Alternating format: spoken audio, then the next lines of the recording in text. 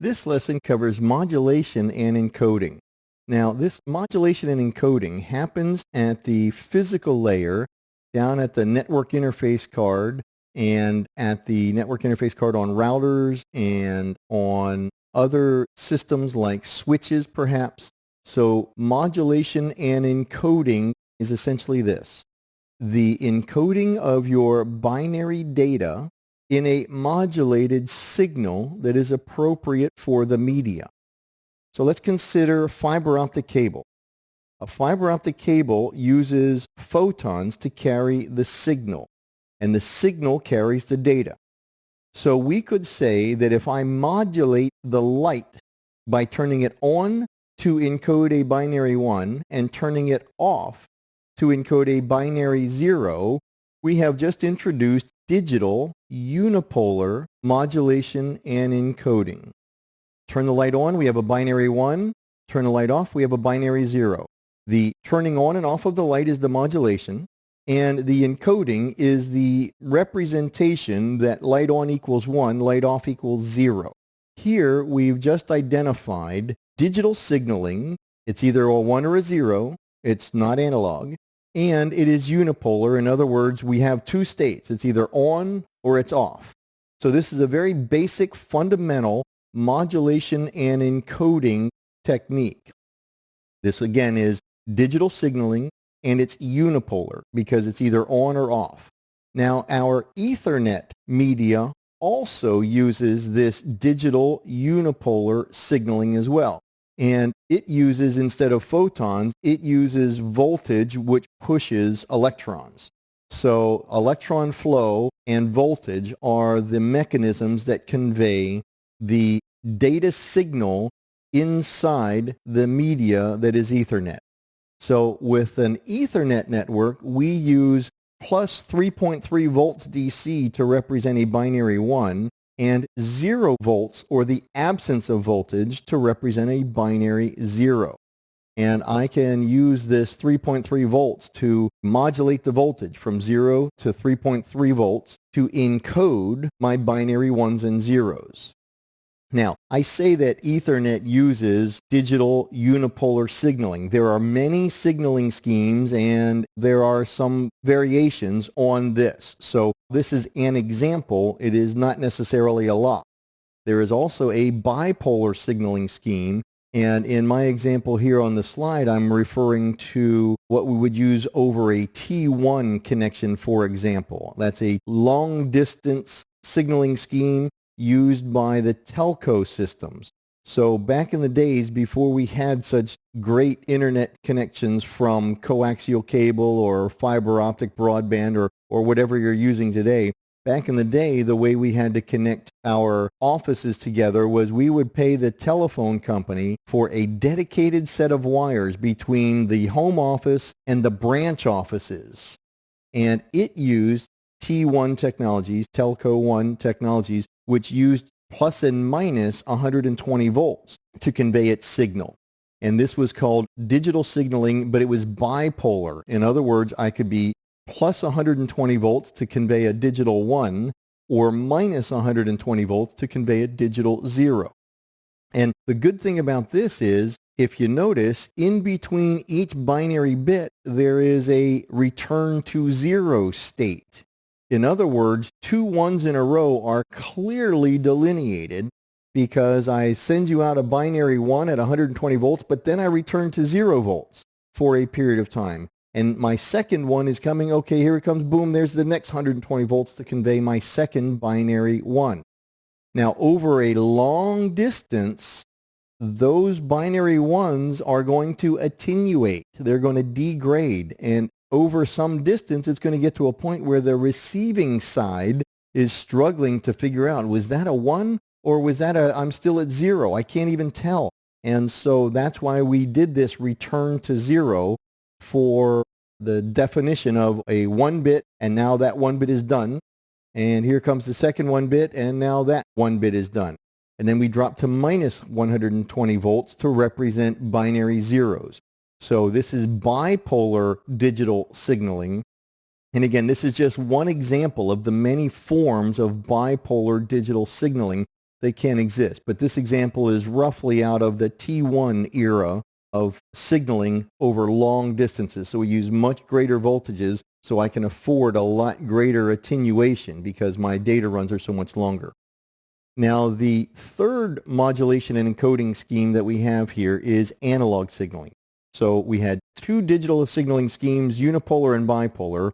Analog signaling uses radio frequency waves to conduct its modulation and encoding to get its binary data tucked into this radio frequency signal. Now, analog signaling, as we said, uses radio frequency waves, which are electromagnetic, and they can propagate wirelessly into the air. It's reasonably efficient to send this radio frequency signal into the air, but we also can send that radio frequency signal through some coaxial cable as well. So the coax can be used for either digital or analog, but the digital cannot be conveyed over wireless. Analog signaling can be used over coaxial and wireless through the air and is not really good on Ethernet cabling, the other form of media that we were discussing earlier. Now, how do we modulate and encode signal using analog signals?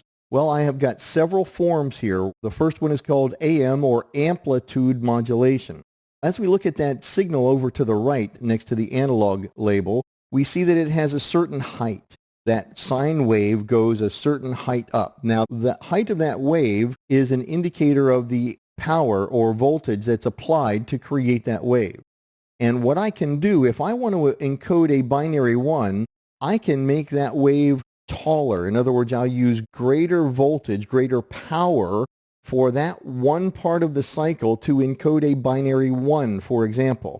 And if I want to encode a binary 0, I will decrease the voltage below the carrier signal that we see there.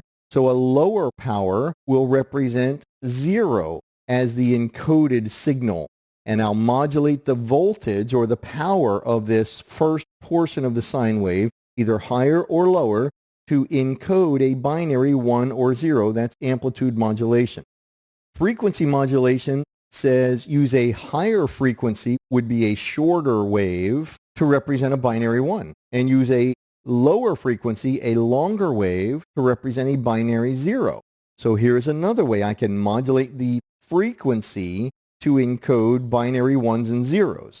Higher frequency, shorter wave equals a 1. Lower frequency, longer wave equals a 0. Now I also can use something called phase shift keying, PSK, and this says where that one sine wave completes, if I continue upward as it's supposed to, as we see in the diagram, that represents no shift in the phase, and that would be a binary 0. But suppose I inverted that wave now 180 degrees, and instead of carrying upward forward as my sine wave continues, suppose I reverse that wave and I go down for a half a wave. And by shifting the phase 100 degrees, I can represent a binary 1. Or if I don't shift the phase, I represent a binary 0. So here is a phase shift keying, another technique for modulating a radio frequency or analog signal wave and encoding binary data bits. This last one, quadrature amplitude modulation, QAM, this is what's used on the bulk of our wireless access points and our wireless network interface cards. It's a combination of amplitude modulation and phase shift keying, and it allows us to encode as many as 64, or the newer QAMs will modulate and encode up to 256 binary data bits in a single sine wave. Phenomenal amount of data packed into a single sine wave. So this is how we're getting these substantially higher data rates, one of the techniques we use to get these substantially higher data rates on our wireless networks. So this lecture has been on modulation and encoding. We're going to break here and we'll pick up with some new stuff when we come back. Let's continue with the review of network topologies. Now, a topology is a construction, if you will, or a type of construction. And in this case, it's relative to the structure of our networks. Let's first start with the bus topology, because this was one of the original topologies.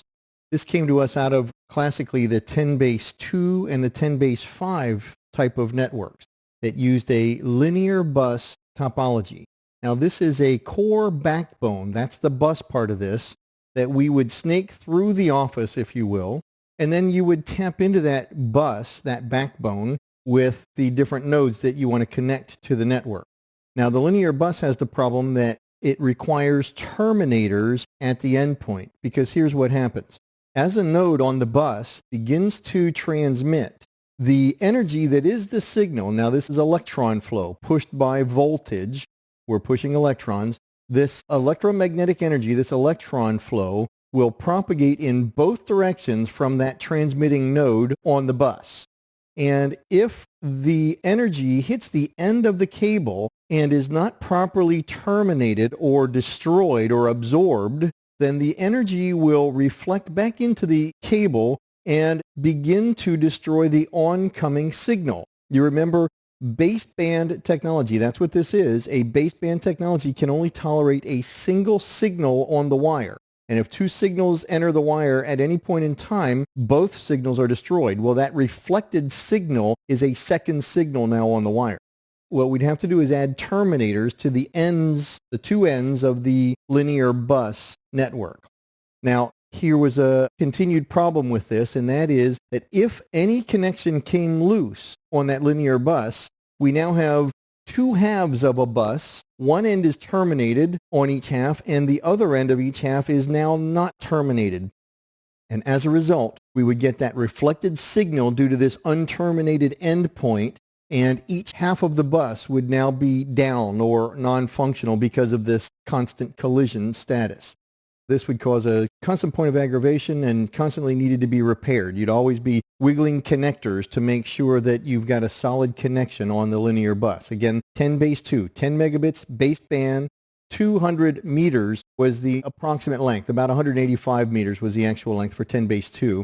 That was called thin net, and then thick net was 10 base 5. It was a fairly large coaxial cable was the backbone that ran approximately 500 meters.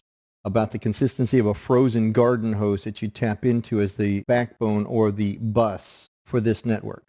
Now, the next topology we're going to look at is the ring topology, and this was championed in primarily the token ring type of networks. In this case, the coaxial cable switched over to Ethernet type of cable. The token would run from one node to the next downstream node in the ring. So the token would pass from one node to the next, to the next, to the next, and eventually commute the ring. And this was a token passing technique, but the network topology was a ring topology.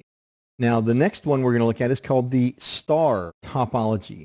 The star topology is what we use primarily today on our corporate networks.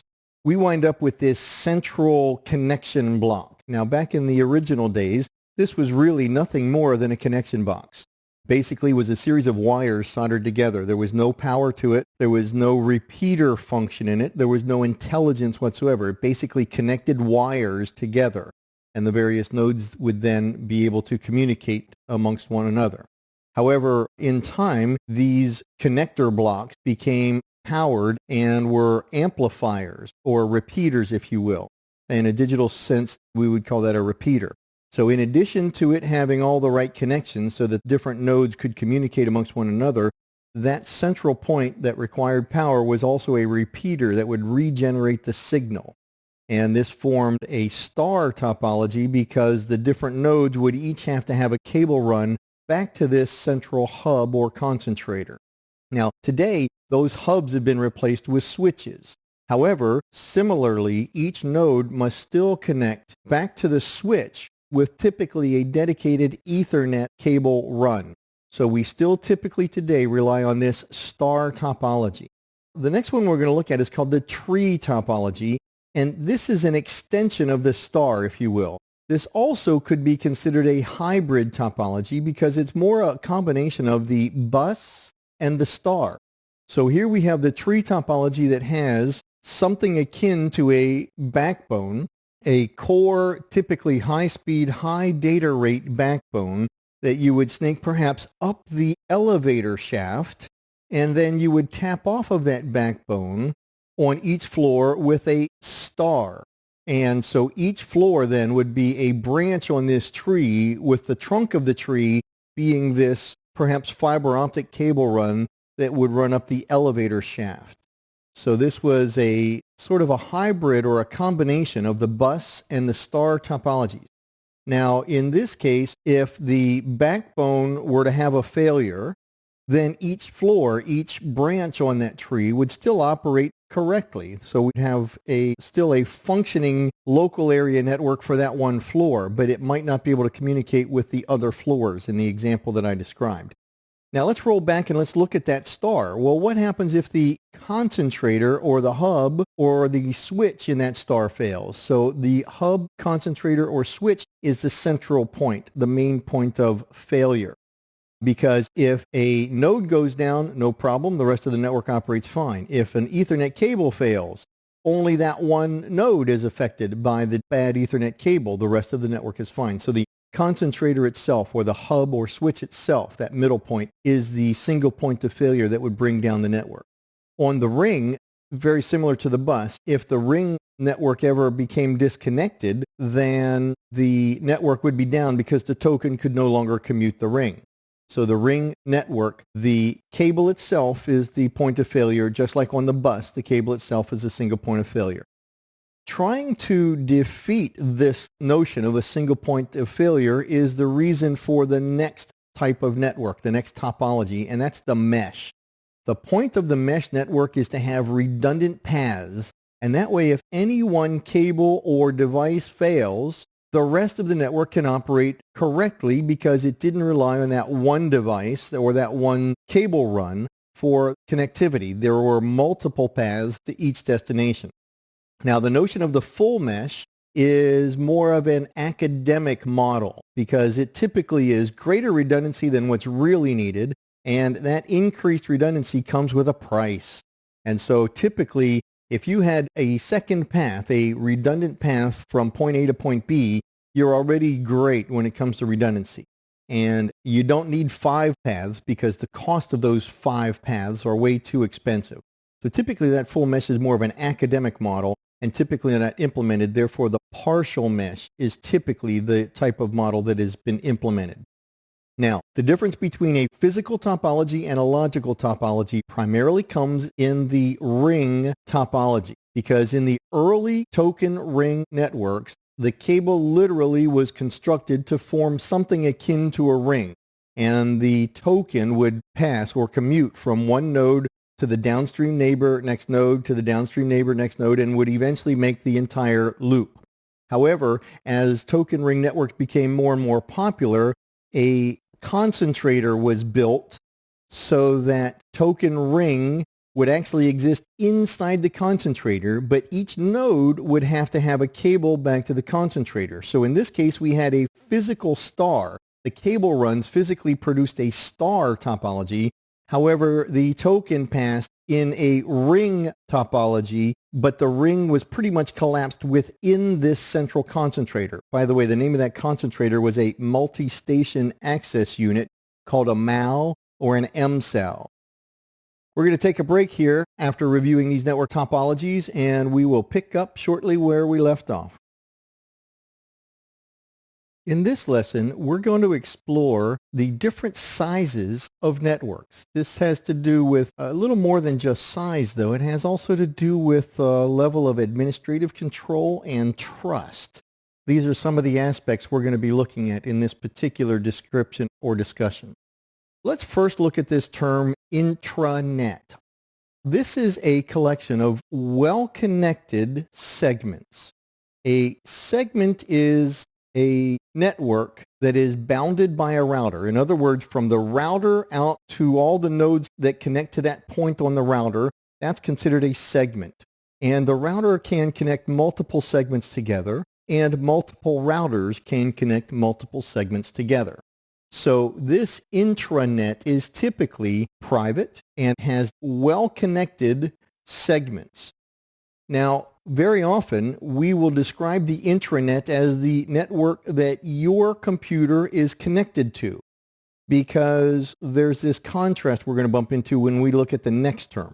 So consider that this is the network you are connected to.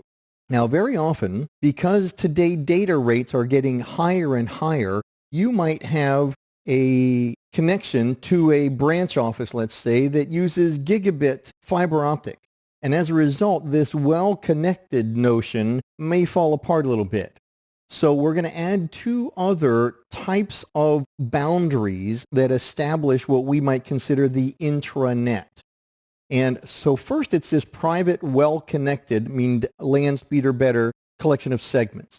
However, if you have different administration, in other words, a different team is administering the computers on your collection of segments versus their collection of segments, like a headquarters and a branch office with a gigabit fiber optic connection between them, we might consider that because of this different administration, these are different intranets. So this administration, this control and level of trust might define a boundary of your intranet versus their intranet.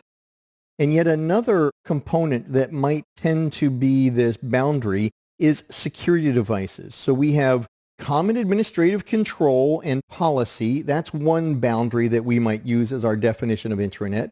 We have a lack of trust, which is typically going to require some sort of security device added as a boundary, like firewalls.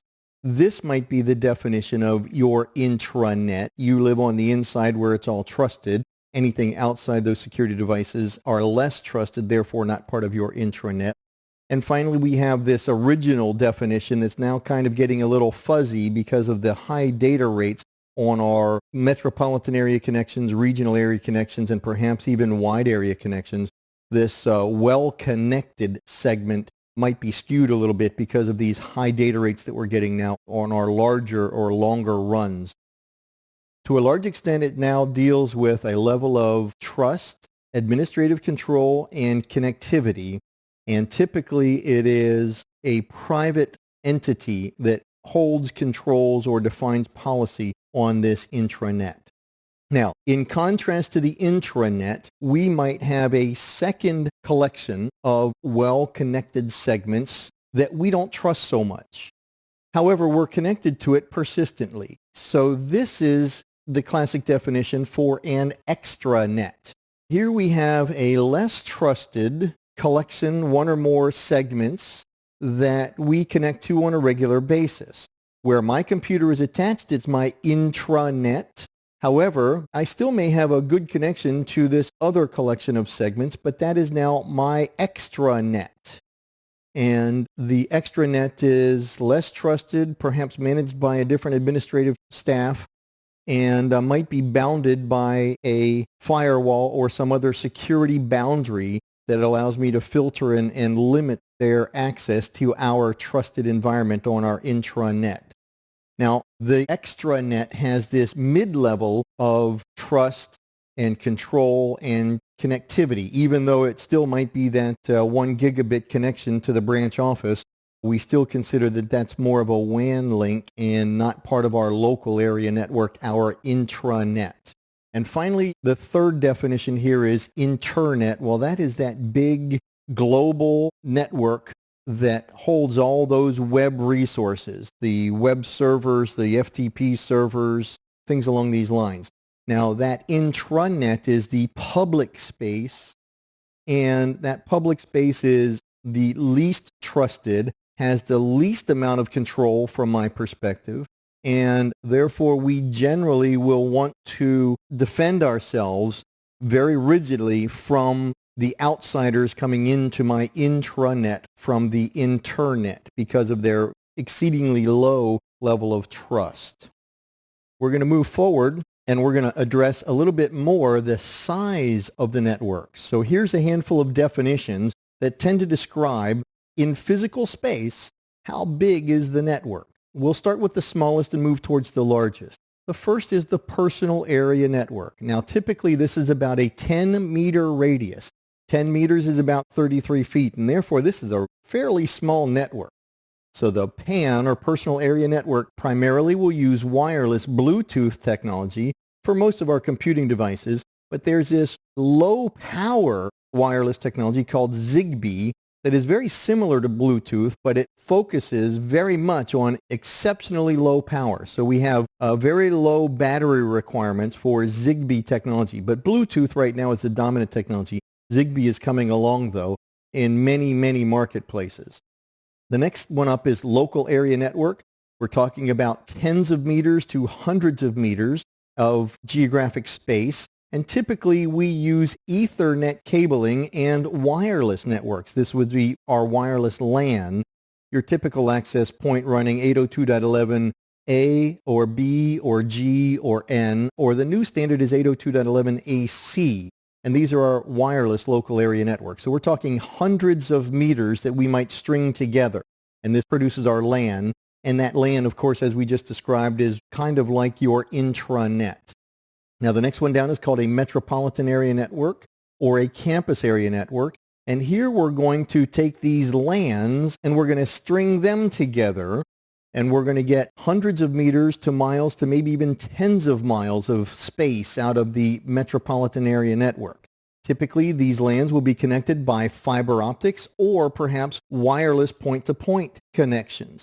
And they typically are a metropolitan area network because they have a common administrative force or policy. And that's what makes it a collection of LANs that are connected together. Next one down is regional area network. This typically will run tens of miles and again will run fiber optics and point-to-point to connect perhaps several metropolitan area networks together. The next one down is the wide area network that will run tens of miles to tens of thousands of miles. And this would be what our internet network is like. It is a wide area network. At the same time, the internet is also a global area network. So you can have a private corporate wide area network that is not the internet, but it still may be a global area network because it spans the globe. This wide area network and global area network, they're very similar. However, with some subtle differences, you could have a wide area network that doesn't span the globe, but you then can also have a global area network that does span the globe by definition. So these are sizes of networks related to networking technologies and media. We'll take a break here and we'll pick up shortly. In this lesson, we're going to be looking at different network transmission types. Now, these different network transmission types are defined by the way the network stack and the application that feeds the data into the network stack chooses to communicate with one or perhaps multiple nodes on the network.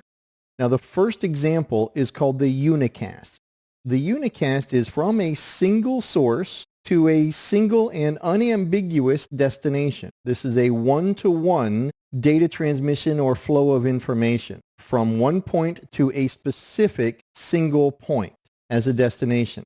Now, this is typically performed by transmitting from a Class A, B, or C IP address to a destination Class A, B, or C IP address. However, it is also possible to communicate or to send out a unicast to an unambiguous and unique MAC address. However, I'd say that's not as common as from a single IP address to a single IP address. So a unicast is from one node to a specific single destination node, and this is the way many of our network communications occur today. Now, the next one, broadcast, is performed to accomplish sort of network administration.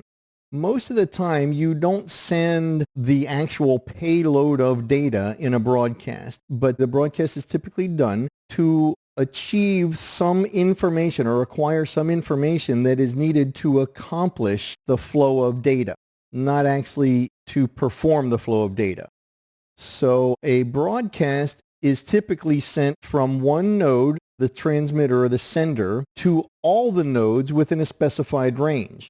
And that range is defined typically by the layer 3 address or the layer 2 address that is supplied in the outbound broadcast.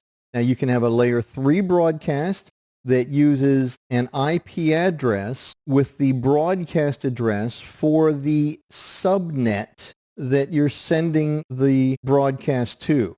So that would say all people with an IP address that start with 192.168.10, I'm transmitting this to each and every one of you. So what those nodes would do is every node that hears that broadcast looks at their IP address, checks to see if they're at 192.168.10. something, and if they are, they say, oh, this broadcast is for me, and they process this up the stack to layer 4. They still may discard it at the higher layers, but at layer 3, the expectation is that they will process this packet and hand it up to the higher layers. Sometimes we don't have the IP address information, and we can't use the layer 3 broadcast. In this case, we'll use a layer 2 broadcast where we use the broadcast address for the media access control layer, the MAC address. We're going to, in this case, for a layer 2 broadcast, supply the broadcast address at layer 2, which is all binary ones.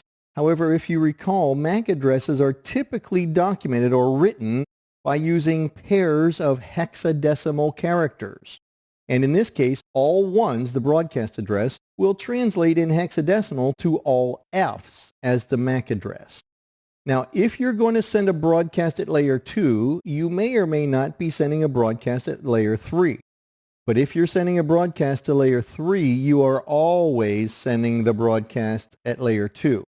So a layer 2 broadcast may or may not be a layer 3 broadcast. A layer 3 broadcast will always be a layer 2 broadcast. And basically what you're saying with the layer 3 is everybody within this IP subnet, I'm talking to you. The layer 2 broadcast says everybody on my segment, I'm talking to you. And so here's the difference between the physical segment and the logical address space or spaces that might be assigned to that single segment. The segment is a physical thing. That's the collection of all nodes bounded by a router. However, on that one physical segment, I could have one or more logically addressed IP subnets. That's the assignment of IP address space on that one segment. Then I could have one subnet or I could have multiple subnets on that one segment. The segment is a physical construct. The layer 3 address space is a logical construct where we can type in any numbers we care to on the configuration of those nodes that might all be connected to the same single segment. Now the next one down, transmission type down, is called the multicast. The multicast is from one node, the source server or sending server, to many nodes that have opted in for this particular multicast transmission. Multicast is defined by the Internet Group Management Protocol and has been allocated a special Class D of the IP address space. Class D IP address space, the first octet number starts at 224 and ranges up to 239. So any IP address that begins with a number between 224 and 239 inclusive, this is a multicast address. And with this one multicast address, I might assign the address to 10 nodes or 10,000 nodes, the same IP address. Let's pick a number. Let's say 230.1.1.5. I can assign that Class D address, that multicast address, to a large number of nodes that I want to send my multicast transmission to. And then from my source server, the one server, I'm going to send out a single data stream to that same IP address, 230.1.1.5. And then every node that has that IP address bound to it is supposed to receive this transmission. It's the routers in between that transmitting server, that source server, and all those destination nodes that have the same IP address bound to it. The routers perform a duplication and distribution process to duplicate these frames. Because I'm only sending out one stream, I'm sending out one frame, the routers have to duplicate it to be sure everybody who's opted into this multicast transmission receive a copy of the frame. And this is multicast again using IGMP, Internet Group Management Protocol, and again uses that Class D IP address space of 224 to 239. The opted-in part could be nothing more than you come to my webpage and say you want it, or I might make you authenticate because I only want to send this to my employees, not my competition. So the opted-in can have different levels of security, or perhaps I'm selling you this movie that I'm going to be transmitting, and therefore I need your credit card. I need to hear a cha-ching sound before I let you opt in to my movie transmission. And in that case, once you pay me, then I'll give you the IP address that I'll be transmitting this information to, this movie to. The last one on the list here is called Anycast. Now, this guy hasn't gotten much business yet, but the notion behind the Anycast is we will send a frame from one sending node to one of a set of nodes, and that set of nodes are typically providing a common service. Let's take, for example, DNS, the domain name system. Now, in a corporate environment, you might need one or multiple DNS servers to provide failover and redundancy capabilities. In other words, if one DNS server is down, I don't want to shut down my company. I'll have multiple DNS servers available on my corporate network. So what I'll do is I'll provide an Anycast IP address to all of my DNS servers. And when a client, the one, is looking for the DNS service, he sends his request to the Anycast IP address that is bound to each and every one of those DNS servers. Now, the first one of those that responds to this request satisfies the need. But if the nearest one happens to be down, that's okay because one of the others that have this same Anycast address will receive my request and will be able to respond to me, maintaining the availability of this particular service. As I said, we haven't been utilizing the Anycast type of transmission yet. However, it may increase as we move heavily onto IP version 6. This is going to conclude our lesson on network transmission types. We'll pick up shortly where we left off. Let's take a look at media access methods. This occurs at layer 2 of the OSI model, the data link layer, and this is where the data link layer is ready to begin transmitting the frame. That's the completed string of binary ones and zeros that is everything that's required in order to commute this information from the source computer to the destination computer. It's the entire completed frame that has layers 2, 3, 4, 5, 6, and 7 of the header, the payload, and typically a CRC trailer. Now that's a standard Ethernet frame. That's a standard construction for an Ethernet frame. That's what we're going to be generally using as our example because that's largely where our networks operate. When we have a shared media, that would be like Ethernet or wireless, we have to be concerned about collision because these are typically baseband networks, which means if two nodes start transmitting at the same time, they will collide. The second transmission will destroy both transmissions, and as a result, nobody's accomplishing anything. You have to stop the network, and then slowly the nodes will begin trying to merge onto the media without colliding again. So because most of our networks are baseband today, we have to find a way to merge these frames onto the wire, the media, without colliding. And that's what we're talking about, media access methods. Now, historically, mainframe computers were the only intelligence on the network. And they would be communicating with many different dumb terminals. Thin clients or dumb terminals. These were the two names for the workstations where the workers were that were accessing the intelligence, the programs, and the data that were existing on the mainframe computer. So back in the day, there was only one box on the entire network that had any intelligence, and that was the mainframe.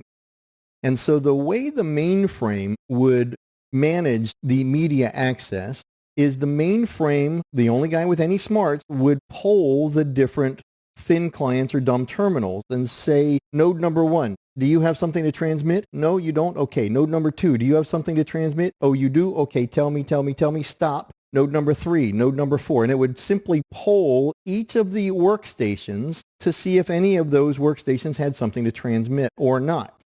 Now, this was terribly inefficient because you'd have 4 nodes out of 20 that had work to be done, and the other 16 had no work to be done. And as a result, the polling process would occupy time, in this case, 4 out of 5 times polling a workstation that had no work to be done. So it was a waste of time. Terribly inefficient. We don't use it much today. Later technology was token passing, and this was the ARCnet was a token passing network, and token ring and token bus were two other forms of token passing network. And in this case, typically the first node on the network would be called the token master, and its job was to put one and only one token on the network. Then that token would pass from one node to another to another to another in some sort of programmatic process or sequence, and only the node that was holding the token would be allowed to transmit. All other nodes were not allowed to transmit. So this was another way to avoid these collisions. Polling and token passing were called deterministic media access methods because it is determined absolutely who's going to be transmitting, and there is no contention for the wire. There's no possibility of a collision on the media. So these were deterministic and contentionless media access methods. However, there's an awful lot of wasted time with these two different technologies for accessing the media. Where we have evolved is primarily using carrier sense multiple access, collision avoidance, or collision detection, CSMA-CA and CSMA-CD. Now we're going to take a closer look at these two different media access methods. These are the ones that we use primarily today on our local area networks and then some. Now the first one we're going to look at is CSMA, carrier sense multiple access collision avoidance. This was used in the early Apple Talk days because early Ethernet networks were half duplex. In other words, a node could either transmit or a node could receive, but could not do both at the same time. So when a node is transmitting, it could not tell if there was a collision. And if a second node started transmitting and collided, both nodes, since they're both in transmit mode, would just continue transmitting, wasting time on the network, and as a result, terribly inefficient. So we shifted away from these half-duplex networks to full duplex that were much more efficient and allowed us to get away from these collision avoidance techniques, which also increased the higher overhead. Now, our early wireless networks also operate in half-duplex. In other words, they can transmit or they can receive, but they can't do both. So the early 802.11, 802.11b, and 802.11a and g all operated in CSMA-CA collision avoidance with the higher overhead. Let's look at the timeline of how this CSMA-CA operated. First, we would have a contention period where anybody could transmit, but coincidentally at the moment nobody is transmitting. So a node would listen before talk, would wait, that's a clear channel assessment, and if it senses that nobody is transmitting, it would send out a tiny little announcement frame. Now, the reason it was tiny is because something that small is hard to collide with. It's harder to hit something that's tiny than it is to hit something that's big. So send out a tiny little announcement frame and hope you can get it on the wire before somebody else collides with it and destroys it. And if you can get your announcement frame on the wire, media I should say, then we have this little bit of a wait period to make sure nobody collided with it, but then you have reserved the media for the duration, whatever your announcement frame declared. Now we've moved into a contention-free period, and only you are allowed to transmit because only you had that announcement frame successfully announced on the media. So now you'll transmit your frame, and in wireless, we have a positive acknowledgement for each transmission. So after you transmit your frame, there's a short wait period so that we let the airwaves settle. And then we have still a reserved period for the recipient of that frame to acknowledge receipt of the frame, a short little wait period after that to let the airwaves settle, and then we move back into a contention period where anybody can transmit. So this is the nature of CSMA-CA, with the early announcement frame, a wait period, and then at the tail end of the frame, a wait period, a positive acknowledgement, and another wait period. Those announcements and wait periods and acknowledgments are all not productive time. I'm not actually sending any worthy data. This is all just overhead. So this isn't the most efficient technique. However, because we were operating in half duplex, this was the best we could accomplish to try and minimize the collisions. In contrast to CSMA-CA, we have CSMA-CD collision detection. This is where we recognize there is a potential for collisions, but because we're running now in full duplex, I can sense a collision the moment it happens. So here I am transmitting, somebody miscued and starts transmitting while I'm transmitting. Boom, we have a collision. Both data sets now, data streams are destroyed. But because we are running in full duplex, we both can recognize, oh my goodness, we have a collision, stop transmitting, let the dust settle, and now slowly we'll begin this contention period again and we'll start transmitting again. So because we're full duplex with Ethernet, our newer Ethernet, as of about mid to early 90s, 1990s, most of our networks started shifting towards full duplex. Because we can sense and transmit at the same time, we can operate in collision detection. Our newer wireless networks that use multiple transmitters and multiple receivers that can sense and transmit at the same time, 802.11n and 802.11ac using this multiple input, multiple output or MIMO technology can sense and receive, therefore they can operate in full duplex. It's up to the vendor that builds these how they actually implement these access points though. They could potentially run in CSMA CD. So here's the way this guy works, and it's a lot simpler and a lot more efficient. We start with a contention period where anybody could be transmitting. And if I have something to transmit, I do my clear channel assessment. This may also be called a listen before talk. And I sense the wire media and see if anybody's transmitting. If nobody's transmitting, I simply start transmitting my frame. And because I could sense a collision, I'm okay continuing to transmit because I'm not blind. But if everybody's behaving themselves, my frame will complete correctly. And as long as each node has heard my transmission of my frame, they know not to talk because their clear channel assessment will say, no, the media is busy. So we have a contention-free period for this time. Then after my frame is complete, there's a little wait period, a little fixed period where we're letting the dust settle, if you will. And then finally we roll into a contention period again where anybody else could sense the media and potentially transmit their data. So these are our media access methods. We talked about polling, we talked about token passing, we talked about carrier sense, multiple access collision avoidance, and finally carrier sense multiple access collision detection. We'll take a break here and we'll come back with our next lesson.